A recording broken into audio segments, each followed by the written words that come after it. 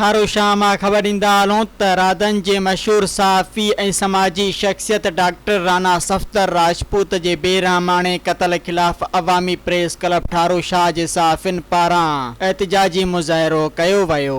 मुज़ाहिरीन हथनि में play card खयल हुआ। मुज़ाहिरे जी अॻुवाणी अवामी प्रेस क्लब ठारो शाह जे सदर अकील अहमद खानज़ादा ऐं Naushahro Firoz union of journalist तालका बिरिया जे सीनियर नायब सदर गुलाम फरीद भुट्टो खानज़ादा कई, जॾहिं त सहाफ़ियुनि समाजी कारकुननि ऐं शहरनि जे वॾे अंग शिरकत करे कातिलनि जी फौरी गिरफ़्तारी जो मुतालबो कयो।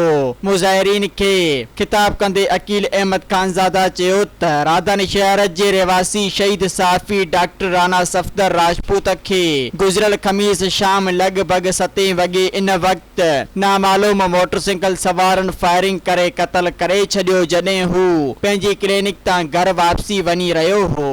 अफ़सोसनाक वाक़िए खे 3 ॾींहं गुज़रण बावजूदि पुलिस कातिलनि जो को बि सुराग लॻाइण में नाकाम रही आहे, जंहिं सबबि सहाफ़ती हलकनि ऐं शहरनि में सख़्त ॻणती पकड़ियल आहे। मुज़ाहिरीन IG Sindh DIG Hyderabad SSP दादू ऐं ॿियनि कानून लागू कंदड़ इदारनि खां मुतालबो कयो त डॉक्टर राना सफ़दर राजपूत जे क़त्ल में मुलविस असल कातिलनि खे फौरी तौर गिरफ़्तार करे खेनि कानून मूजिब सख़्त सज़ा ॾिनी वञे, जीअं सहाफ़ी बिरादरी में पकड़ियल बेचैनी ख़त्म थी सघे। सब्सक्राइब कयो अवामी न्यूज़ HD खे ऐं ताज़ा तरीन ख़बरुनि लाइ ॾिसंदा रहो अवामी न्यूज़ HD।